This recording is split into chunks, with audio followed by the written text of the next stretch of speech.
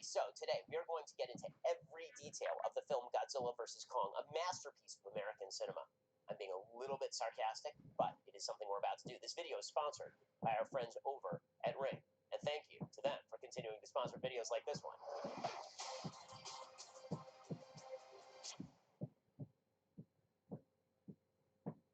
Let's start off with a little bit of origin story for both Godzilla and Kong. We actually have to start with Kong, because Kong's a lot earlier. Kong starts in 1933. The original King Kong is actually a fabulous movie. It's considered a Hollywood classic for a reason.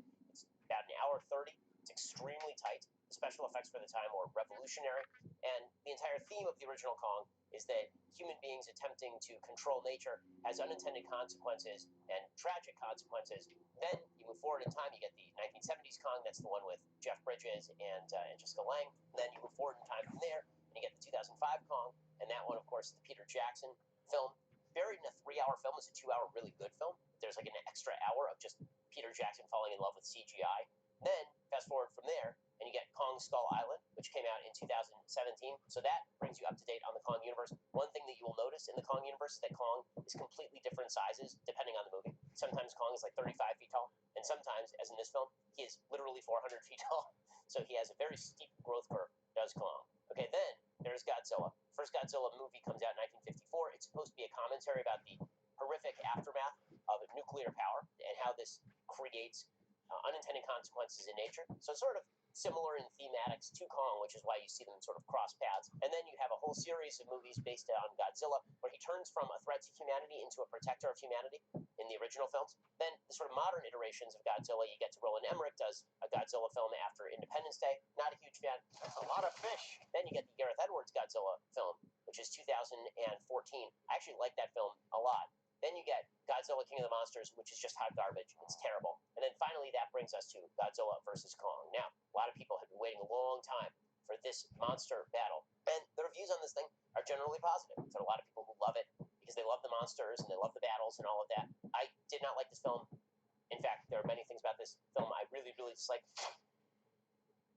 Let me begin with a basic commentary here, and that is the villain is the good guy. So the entire film is rooted in the idea that this corporation, it's always a corporation, multinational corporation, Apex, has decided that they are going to create Mecha Godzilla. And they've done so using the skull of King Ghidorah, which is a character from the Godzilla universe, sort of an enemy of Godzilla. The idea behind Mecha Godzilla is really good. Okay, the idea is, why would we leave the future of humanity to the tender mercies of a giant lizard that spits nuclear fire? Seems like a better idea would be to have some sort of alternative. So Mechagodzilla was supposed to be that human-controlled alternative to both Godzilla as well as Kong, which, again, as a fan of humankind, I kind of like this idea. There are a couple of subplots that, frankly, don't work for me at all. One is Eleven from Stranger Things, who apparently is super pissed because she listens to this podcast from this conspiratorial employee of Apex, who, of course, happens to be right. He ushers Eleven from Stranger Things and her friend, a high school non-genius, into the bowels of the Apex headquarters, because at the very beginning of the film, Godzilla attacks the Apex headquarters because Godzilla has telepathic powers or something and can sense the presence of any other Apex predator on the planet. He senses Mechagodzilla, and he decides that he's going to go basically destroy an entire American city. And this seems like a pretty good reason why you might want, like, Mechagodzilla, right? Because Godzilla occasionally just destroys major cities. So Eleven is super pissed by this. The very concept that somebody could create a rival to Godzilla makes her unreasonably angry, which is a really weird take, a very weird take by Eleven from Stranger Things. Like, you have a lot of faith in a giant lizard with a lizard brain who is giant. Oddly enough, this sort of crosses streams with Batman versus Superman. The entire premise of Batman versus Superman is, how would humanity react if there actually were a god with the power to basically destroy everything? Should there be checks and balances? Okay, well, my view, kind of there should be checks and balances. So, on the other side of the Earth, Apex decides, you know what, in order to power up Mechagodzilla so he can fight Godzilla, we need to find a source of energy that is only found in Hollow Earth. So Hollow Earth is a theory in the King Kong universe that there is a place within Earth, sort of like Middle Earth, but like in the middle of Earth, and the Hollow Earth has special, massive energy qualities. It's very sciencey. This really bothered me. Like, I know there are a lot of people who are like, suspend the disbelief. After all, it's a giant lizard fighting a 400-foot tall monkey. But at the same time, like, I don't have to suspend my disbelief about everything, and you could have made that a little more realistic. No, it wasn't. So it turns out that not only is Kong a giant monkey, Kong is also like Albert Einstein when it comes to energy sources. He's unbelievable at this stuff. And they decide that they're going to remove him from this protected environment where Godzilla cannot sense him, and they're going to ship him off to Antarctica, which is the entry point to Hollow Earth. So he goes down there, he gets his giant axe. The reason that Kong needs the giant axe, obviously, is because if it were just Godzilla versus Kong, this battle is over like that. Godzilla has giant nuclear firepower coming from his mouth, and Kong is a giant monkey. So that is a battle that is over extremely quickly. So instead, they have to create a magical axe that comes directly from the Marvel Universe so that the monkey can fight the giant lizard. I know. We're doing a full video on this, guys. I know. Okay, meanwhile, Godzilla senses the presence of Mechagodzilla in Hong Kong.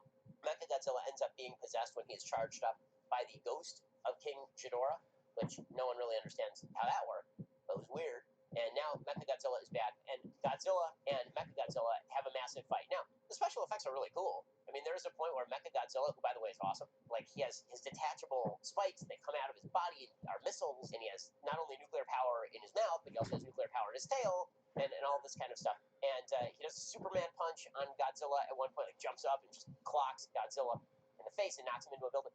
They're knocking over entire cities, like full cities, and nobody at any point is like, man, kind of feel bad for the millions of people who live in Hong Kong. You should at least be able to muster a little bit of sympathy for the fact that when they wreck an entire city, hundreds of thousands of people die in these mega monster battles. But we're not going to do that here. No regrets. Mechagodzilla has now been launched. And this allows you to do what everybody knew was going to happen from the moment the movie was launched, which is the team up, right? Kong and Godzilla team up to take down Mechagodzilla, which is, of course, how the movie had to end because, I mean, you couldn't have one permanently defeat the other or you destroy both franchises, so you can't really do that. So instead, they take on Mechagodzilla and emerge victorious, and then don't turn and fight each other. They're like friends now for some reason that nobody can explain. And then Godzilla wanders off into the ocean, and Kong goes down to Hollow Earth, where he is home.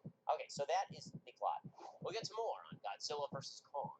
Very important topic in just 1 minute. First, when we moved from California to Florida, first thing my wife said, we need to get Ring devices on the house ASAP. That's because it made her feel safe. It makes me feel safe too. So much happens at your front door. That's one thing that definitely has not changed these days in my house. We get lots of packages, people stopping by. I want to know what's going on at my house no matter where I am. That's why it is now the perfect time to upgrade your doorstep with Ring Video Doorbell with Ring. You can see and speak to whoever's at the door from anywhere right on your phone. Never going to miss a visitor, whether it's your neighbor, your dinner, your groceries. You can keep those packages and deliveries safe. With motion detection, you'll get notified even if they don't ring the doorbell, so if somebody stops by or something's going on, Ring will let you know. Again, I love the Ring devices. I've got my kids running around the house like crazy people. I've got Ring devices all around my property so I can keep track of them all the time. No matter your home, Ring has everything you need to protect it. See and speak to whoever is at your door from anywhere with video doorbells. Keep an eye on every corner of your house with easy to install indoor and outdoor cams. Protect your whole home with Ring Alarm, a powerful, affordable whole home security system you can easily install yourself. Right now, get a special offer on the Ring Welcome Kit at ring.com/Ben Shapiro. It comes with Ring's Video Doorbell 3 and the Chime Pro. It's the perfect way to upgrade your front door and start your Ring experience. So, head on over to ring.com/Ben Shapiro. That is ring.com/Ben Shapiro to get started. I have named for you many of the problems that I have with this film. Number one, it's in love with the CGI. The plot makes no sense. 11 turns in a terrible performance. Rebecca Hall turns in a truly awful performance. For a good actress, Rebecca Hall is awful in this. I mean, truly brutal. And maybe it's just the way the part is written. Basically, the plot makes no sense. If you want to watch Godzilla fight King Kong, there are a couple scenes where Godzilla fights King Kong. That's kind of it. And if you want to see like a big cool creature like Mechagodzilla, then that's pretty great. But the kind of plaudits that the movie is getting beyond, like, this is at best a 50% Rotten Tomatoes movie. This is like a flip of the coin. You like it or you don't like it. And the number of plot holes, there's one scene where near the end they're trying to figure out how to defeat Mechagodzilla, and you've got stupid kids with the podcast conspiratorial host. He's drinking, and the dumb kid takes the drink and pours it all over the keyboard and basically fries Mechagodzilla by pouring liquid into a vent. Again, I understand I'm supposed to suspend disbelief, but you can't suspend disbelief on anything. There have to be some rules. One of the rules should be that people don't make the dumbest decisions humanly possible, like construct a multi-billion-dollar piece of machinery with like one control board and make it susceptible to coffee. I love that the kid's like, I have an idea, and he's like super excited about this idea. What would have been funny is if he did it and nothing happened, right? But they couldn't do that. But the kid has no skill set. 11 has no skill set other than apparently to be annoying and very much in favor of a giant lizard. I don't know, man. Couldn't get there. So the director of this movie is Adam Weingart, who is apparently a horror director. I've seen one of his movies, The Guest, which is actually a pretty good little horror film. So there are a couple of scenes here that work as sort of horror set pieces. In fact, the best horror set piece in the film is where you have 11 and Rando Kid and conspiratorial podcast host and they sort of wander into this arena where there are these skull crawlers, and those things come out at them, and Mechagodzilla takes them and literally just nukes them, just in half. Like, takes the nuclear fire and cuts them in half. It's really gross, and it's really kind of great. There are a couple of moments like that. It doesn't hold up as a movie just because there are a couple of scenes that work. If you think differently, feel free to leave a comment below. Until then, I'm rooting for the return of Apex as a company and the construction of a Mechagodzilla on the basis of not the ghost of another monster, because it seems like that'd be pretty useful.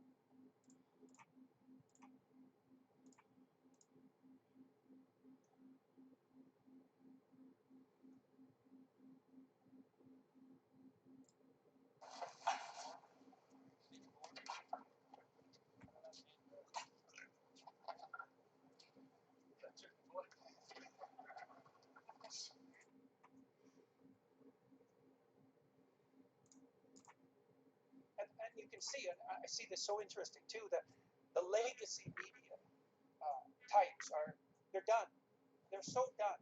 It's happened so fast.